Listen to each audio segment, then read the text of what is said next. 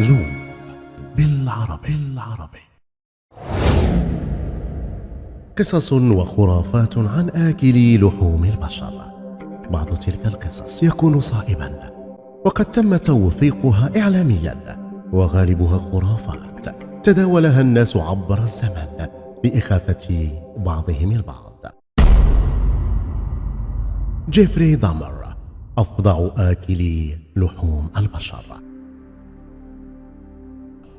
أكل لحوم البشر، أن يأكل الإنسان لحم بني جنسه.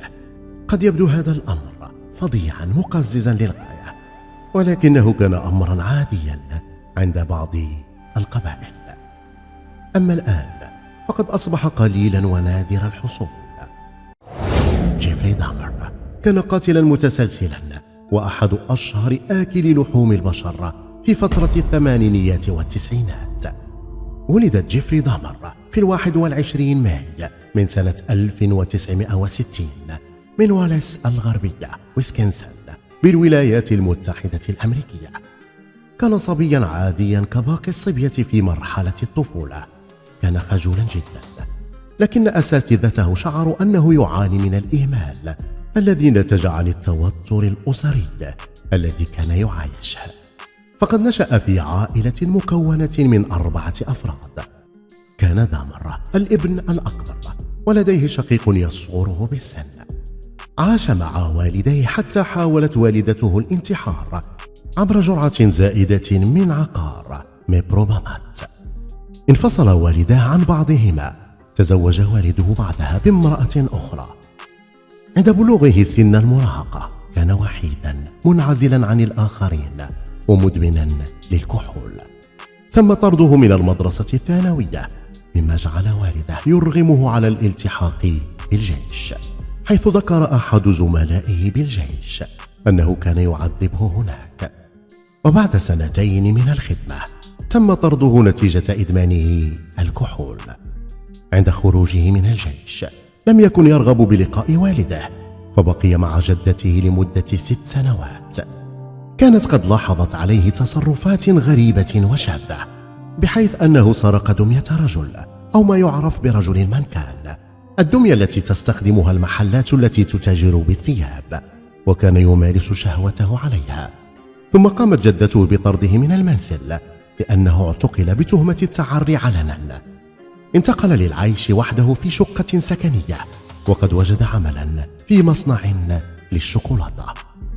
بدأ دامر مسيرته الإجرامية عندما كان يذهب إلى الأماكن التي يتواجد فيها الشواذ، أو يبحث عن الشبان اليافعين في النوادي الليلية، أو الذين يفرون من منازلهم. كان دائما ما يركز على الضحايا الذين لا يهتم أحد بهم ولا يلاحظ وجودهم أو اختفاءهم. كان يغريهم بمبلغ من المال، أو يعدهم بشراء الكحول والمخدرات لهم مقابل أن يذهبوا معه إلى شقته، ما إن يفعل ذلك حتى يقوم بخنقهم حتى الموت، ثم يفصل جلودهم عن عظامهم ويماسر معهم النيكروفيليا. كان يفضل أن يحتفظ بأجزاء من ضحاياه كهياكلهم العظمية، وذلك طبعا بعد أن يقوم بتناول لحومهم والاحتفاظ بالبعض منها في الثلاجة. ارتكب دامر أول جرائمه في صيف عام 1978 عندما كان عمره 18 عاما، حيث قام بقتل شاب بمثل سنه يدعى ستيفن ماركيكس. كانا يشربان الكحول معا. كان ستيفن يريد الذهاب إلى حفل موسيقى الروك، ولكن دامر أصر على أن يرافقه ستيفن إلى منزله. أشار الأخير عليه بالقبول. عندما أراد الشاب المغادرة لم يسمح له دامر بذلك. قام بضربه على رأسه من الخلف 2 ضربات، ثم أجلسه على الكرسي والشاب تقريبا فاقد للوعي. بعدها قام بخنقه حتى الموت.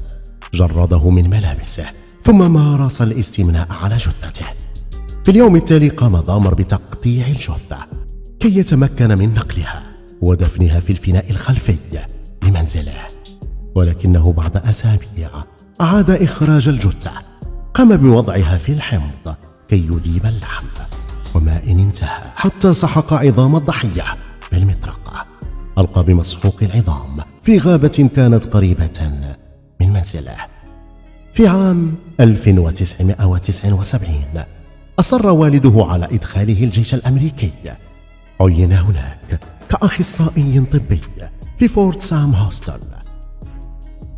وبعد سنة من تعيينه بمدة، اعترف أحد الجنود أنه تعرض للاغتصاب من قبل دامر، كما أنه قد تعرض للتعذيب عدة مرات. وبسبب إفراط دامر في شرب الكحول تدهور أداؤه في العمل. وفي سنة 1981 اعتبر أداؤه للخدمة العسكرية غير مناسب، ثم خرج من الجيش رسميا. سافر إلى ميامي، لكنه لم يكن يرغب برؤية والده. بدأ هناك يعمل في متجر للشطائر. بدأ باستئجار غرف في فندق قريب. بعدها اتصل بوالده كي يخبره أنه عائد إلى أوهايو. في عام 1982 وقبل أن يخسر وظيفته، أوقف من قبل الشرطة بتهمة التعرض الغير لائق للنساء والأطفال. أدين بغرامة مالية قيمتها $50، بالإضافة لتسديد تكاليف المحكمة.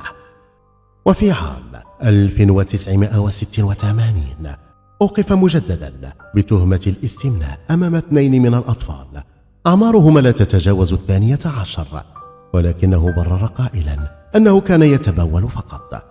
وبما أنه لا يوجد شهود عيان، تم تغيير التهمة إلى سلوك غير منضبط، وتم وضعه تحت المراقبة لمدة سنة كاملة.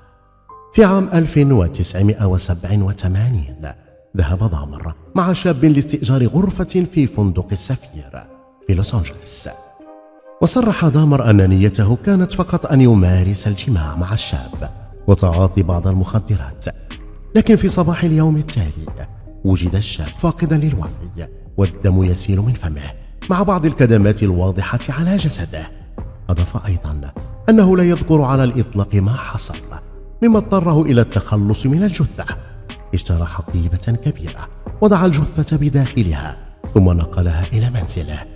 قال أنه قد قطع الرأس والذراعين والساقين، ثم نزع العظام والجذع من الجسم قبل تقطيع اللحم إلى أجزاء صغيرة. وضعها داخل أكياس بلاستيكية، ثم قام بلف العظام داخل الأوراق. ضربها بالمطرقة حتى تحولت إلى شظايا صغيرة. استغرقت العملية برمتها قرابة 2 ساعات. وأما عن الرأس فقد قام بالاحتفاظ به.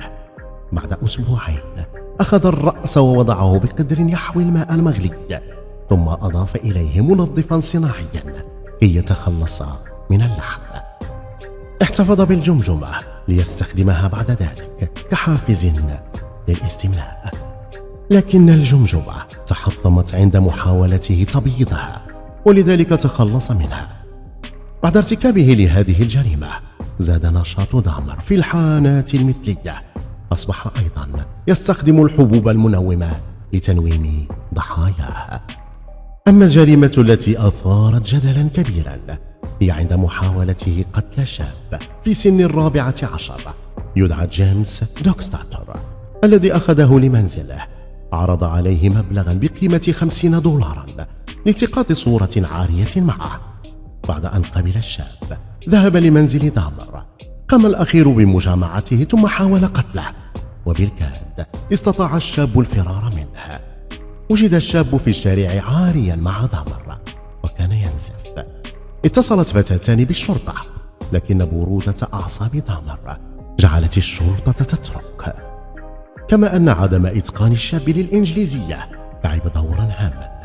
فتمكن دامر من إعادة الشاب لمنزله. قام بتخديره وخنقه بالقبو، ثم قام بقطع الرأس ومارس الجنس مع الجثة. احتفظ بالرأس كتذكار. بعدها التقى دامر بشاب في 22 من عمره في حانة للمثليين. اقترح عليه نفس المبلغ. أخذه إلى منزله ثم نومه. خنقه بحزام جلدي ومارس الجنس بجثته، ثم قطع أوصاله بعد يوم من قتله. تخلص منها في سلة المهملات واحتفظ بجمجمته. في عام 1991 عرض دامر على 3 رجال أن يرافقوه لمنزله مقابل $100، ولكن رجلا واحدا من بين ال3 وافق. كان اسمه تريسي إدواردز، البالغ من العمر 32 عاما. أخذه إلى غرفة النوم، أحضر سكينا معه، ثم قرر الشاب أن يأخذ صورة عارية لإرضاء دامر، ففعل ذلك. بعدها ذهب دامر لمشاهدة التلفاز، وقد استلقى الشاب إلى جانبه، حيث قال له دامر أنه ينوي أن يأكل قلبه. طبعا الشاب كان قد منع دامر عدة مرات من الاعتداء عليه. وبينما كان يجلسان في غرفة المعيشة، قال الشاب لدامر أنه سيستخدم الحمام، لكنه قفز عن الأريكة راكدا نحو الباب الأمامي، وهكذا تمكنت الضحية الوحيدة من الفرار من بين يدي دامر. بعد أن تمكن من الفرار، قام بإيقاف سيارة شرطة تضم بداخلها شرطيين من شرطة ميلواكي. اتهم جيفري دامر بمحاولة قتله، فذهب مع الشرطيين لمداهمة دامر في شقته. بعد أن قاموا باقتحام الشقة، وجدوا تحت سريره سلما يؤدي إلى القبو الذي يقوم دامر بتقطيع ضحاياه فيه. وجدوا صورا بشعة لبعض الضحايا، وفوجئوا أيضا بوجود رؤوس الضحايا في الثلاجة وبعضا من أطرافهم وأعضائهم التناسلية. حاول دامر أن يقاوم الشرطيين، لكنه سرعان ما استسلم وتمتم بعبارة: أنا لا أستحق العيش لكل ما فعلته. كانت تلك النهاية المحتومة لذلك القاتل الأسطوري. اعتقل بتهمة التحرش الجنسي بالأطفال وارتكاب جرائم جنسية، وأيضا اتهم بقتل 17 شخصا بين عامي 1978 و 1991، إلى أن اتضح لاحقا أنه كان يعاني العديد من الاضطرابات النفسية واضطرابات الشخصية الحدية، لذلك حكم عليه بالسجن مدى الحياة. في عام 1991 تم نقله إلى سجن كولومبيا، وتم وضعه في زنزانة انفرادية خوفا على سلامته، وأيضا لأنه كان يحب التلامس مع بقية السجناء. وبعد سنة من السجن الانفرادي نقل إلى وحدة آمنة أخرى، وقد عمل هناك منظفا للمراحيض لمدة 2 ساعات في اليوم. وبعد وقت قصير طلب دامر من المحقق أن يعطيه نسخة من الكتاب المقدس، ثم كرس نفسه تدريجيا إلى الدين، أصبح مسيحيا وولد من جديد. في عام 1994 تعرض للاعتداء من قبل شريكه في الزنزانة، الذي قام بضربه في حلقه بشفرة حلاقة، مما أدى ذلك إلى جروح بليغة قد أصابت دامر، لكنه تعافى. في صباح يوم 28 نوفمبر من عام 1994 وجد دامر ملقا على أرضية الحمامات، وكان قد تعرض للعديد من الضربات على رأسه. كان لا يزال على قيد الحياة. نقل إلى المشفى وأعلنت وفاته بعد ساعة. كانت حياة جيفري دامر المقززة ولا زالت مستلهما للعديد من الأفلام السينمائية، وكان آخرها فيلم دامر الذي يعرض حاليا على شبكة نتفليكس، والمعروف عليها تشجيعها للمثلية الجنسية.